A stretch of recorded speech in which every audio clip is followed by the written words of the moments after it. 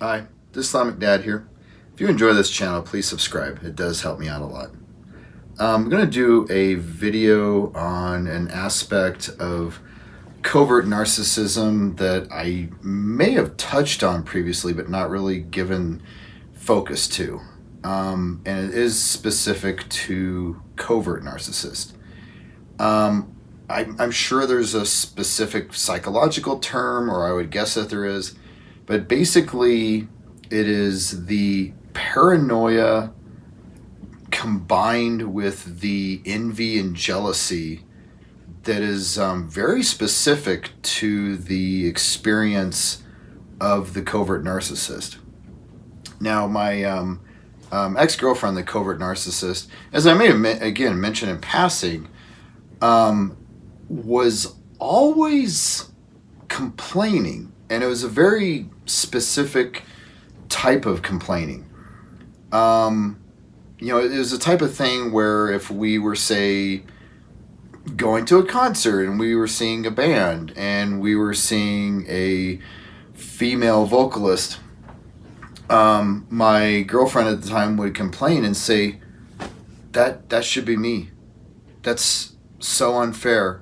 If only my family had supported me in pursuing my dream of being a singer, that could be me. That could have been me.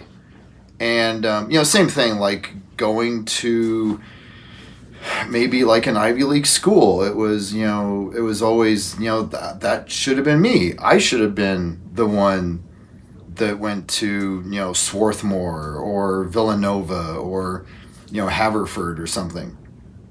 And it was always that, not only was it that she should have been given that opportunity or should have been the person who was in that, the person in that position, but that it was never her fault.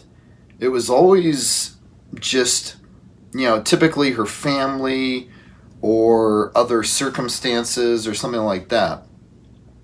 So of course, I'm sure with most relationships with covert narcissists, one that you probably hear a lot is, I should have been promoted. I should be the manager. That rightfully belongs to me. Or if their friend gets a new car, it's that I should be the one getting a new car. I deserve to have a new car much more than they do. I've been driving this car for 7 years and it doesn't handle well. It gets bad gas mileage. I should be the one getting a new car. And the thing is, it never stops.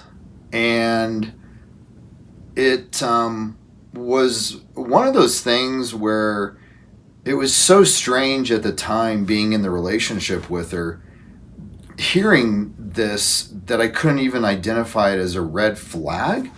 I just thought it was the most bizarre personality quirk to be perpetually going through life and just always feeling like everywhere you turn, that should be me, that should be me, that should be me. I mean, I remember one where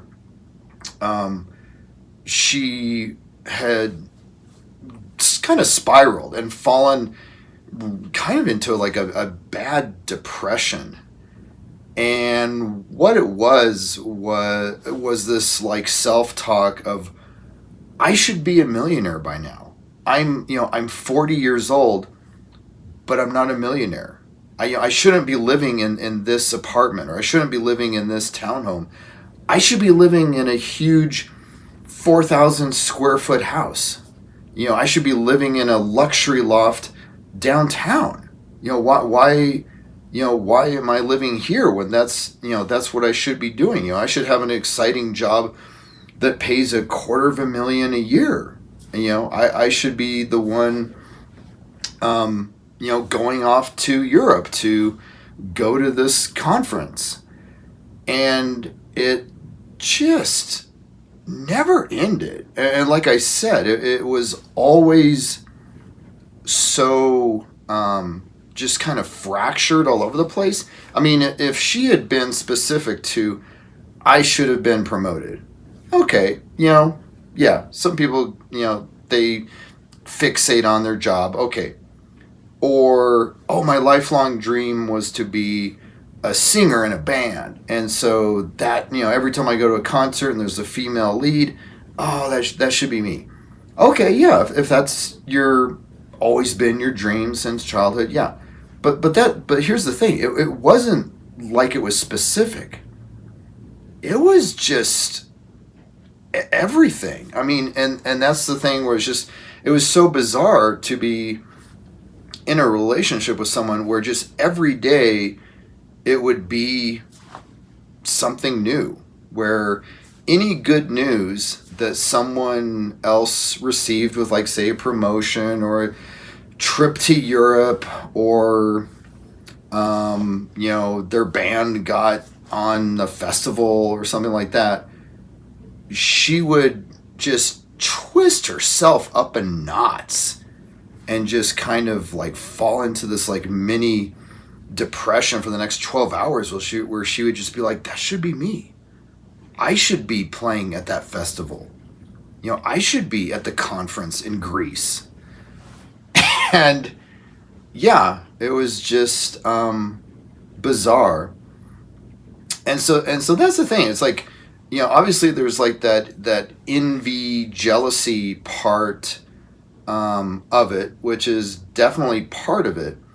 But the paranoia part is also that it's always focused out, at other people, and it always seems like there's always a component of like, if my parents had supported me, or if my manager had promoted me, or even as something as crazy as if the job market in this city wasn't so bad where I was being held back to these positions, then I would be a VP at a .com or something like that. I mean, it was always something about like these circumstances or people just out there that were holding her back from achieving these goals. It was never just, okay, well, that opportunity never really came along, okay? Or you never really focused the time and energy to, really go down that path and set that as a goal. No, I mean, it was always someone else's fault, where it was because of them. And, alongside with this is just, something I've talked about before, which again is one of these things, like I feel like there's so much about narcissism that deserves focus, attention, and study. And unfortunately, there's some things that I feel are important that just don't really get talked about. The other is, and kind of plays into this, is like I just said, focus, time, energy, and attention on achieving your goal. I mean, I don't know about like overt narcissists, the grandiose kind, but I know for like a covert narcissist, the one I was with, she was lucky if she could think mentally 6 months in the future. And as far as her, planning, it was with putting money in her 401k. The end. I mean, that was as far as she could really plan out, or, and so as you can imagine, there was no goal setting at all for my ex-girlfriend. And if she did something, it was usually a knee-jerk reaction out of this envy and jealousy. So if one of her friends bought a new townhome, all of a sudden, that's the goal. I have to sell, I have to get out of this apartment, I have to get into a townhome. And, someone else gets a good job, okay, I need to clean up my resume, I need to get a good job. But it was always just these like, very short-term, hyper-focused goals, and they would always just be spurred on out of that jealousy and envy because one of her friends or someone she knew had achieved this, and she was like, okay, I need to do that too.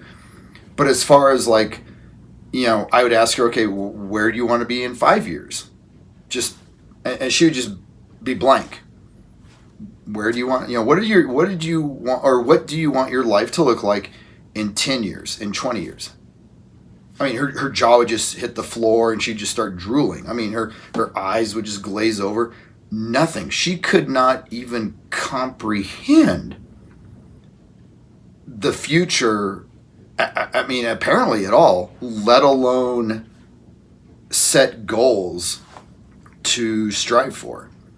Very strange. I mean, I don't know to what extent the latter is for all covert narcissists, but from what some of the stuff I've read, it seems pretty common that for whatever reason, their self-centeredness is, inhibits them from looking past the day that they're in. That they can't consider others, and they can't consider other days in the future. It's always me, now.